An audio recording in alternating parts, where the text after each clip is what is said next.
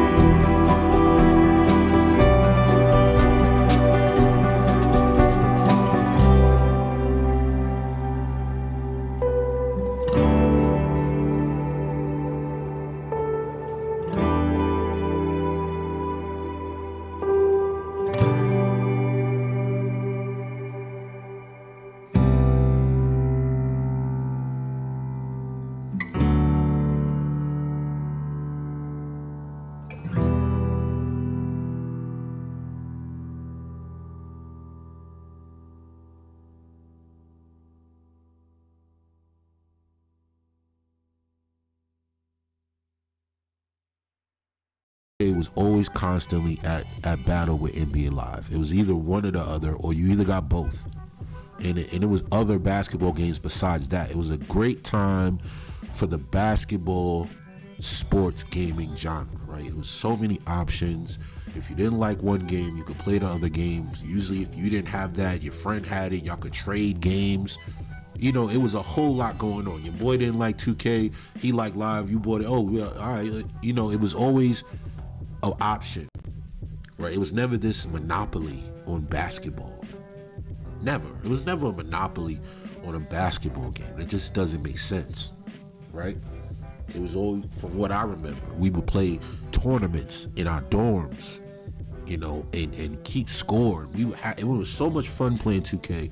The competition, and I mean, I'm fast forwarding 2K1, 2K8, 9, you know, 10. I can remember these times of playing these games with my friends, like, you know. And this was before, you know, online was a thing. Remember, that's recent. And 2K, it never was something where you had to really start nitpicking at the game. You know, it was never really a bad 2K for a good while. They were all, Live was decent, 2K was decent. You just had a choice. And if you didn't really like it or you didn't play it that much, it didn't even matter because you could play something else. So it never was a time where people had to really like dissect the game the way they do now, because the game was only $20 back in the day. 2K was $20 for a long time. Anybody that remembers playing 2K, that game was cheaper. So it didn't really give you all of that feeling to where you got to break the game down to the molecule because it was only $20. It was cheap. It was like, oh, whatever. If it's just not good. So 2K got by for a long time without being really criticized because it was a cheap, discounted game, but it was good. So you felt like you were getting more for your money. Even if it was the mid to level 2Ks, it never got really scrutinized because, again, the price point was so good, right? NBA Live was a little more expensive. It got more scrutiny, and that scrutiny became its downfall, right? Because it cost more. So eventually people started playing NBA 2K more, and the games were pretty much getting equal. And then I think it was around 2K14, 2K13, 2K14 when NBA 2K made like a massive jump to the quality of the game, where it was almost like NBA Live seemed like they just didn't know what to do. I don't know if that was around the time Mike Wang switched games or whatever. He moved from 2K. I don't even remember. I know he used to work for EA and then he ended up working for 2K. But I just remember 2K, I think 2K14, when they showed like the new graphics with LeBron and all of that when he was on Miami, it was like a whole new game. But 2K11 was good with Jordan, I think. So there was a point when 2K, you know, elevated beyond NBA Live, right? And not saying NBA Live is totally horrible. Some people still play NBA Live 19. They still enjoy it, you know, for what it is. And that's fine. We don't care. So when we're talking about NBA 2K now, we're at NBA 2K25. And then, you know, NBA 2K introduced a lot of new things. You know, the microtransactions, the online purchases became a big thing. Once Fortnite came out, it just became a modern gaming consumer tidal wave, right? Where video games were going into this price bracket that was just unheard of. Fortnite, billions of dollars after the game was bought. That is literally unheard of, right? So everybody jumped on the bandwagon. They want a piece of this pie, which is understandable. It's a consumer market. But within these consumer markets, you have like these matrices where the company in and of itself, it creates this culture to where people who don't like the certain way the game is being played or delivered or how the company is doing it, people that support the game, they defend the game. So then when there are people that see things that aren't right, it's almost like their opinions get doused, they get extinguished because the culture finds a way to shame people for critiquing the game they support. That's something that's very prominent in gaming, right? Call of Duty, people that try to call out Call of Duty. They got people that, it's almost like they have buzzwords and buzz titles for these people. Get good. All of these type of things people say, these little bot NPC responses. Get good. When someone tries to, that comes from the Call of Duty world, right? When people talk about, the game being RNG and certain things seem to be like scripted, and the game is using these algorithms to force you to spend money, and it's nerfing players and buffing players to keep people on the game, right? Because the more people that are playing the game at one time, it looks good to these investors, right? They want to keep people engaged, so they want to they don't want a person to go out there and just lose and then they don't want to play anymore, right? So it's like they balance the game. Dynamic game balance, and this is real stuff, right? So, but those people that call that out, they have ways to like defend it, right? The culture creates it. And NBA 2K, as we know, has one of probably, if not one of the most toxic gaming communities I've ever seen, right? We don't even have to talk about how toxic it is, but within that toxicity, there's a matrix of the thinking that surrounds the game, right? So when someone talks about NBA 2K, now we're getting to current times, right? We're talking about next gen, we're talking about PS5, right? And I believe the PlayStation 5 is decent, but it could be better, right? Let's be fair.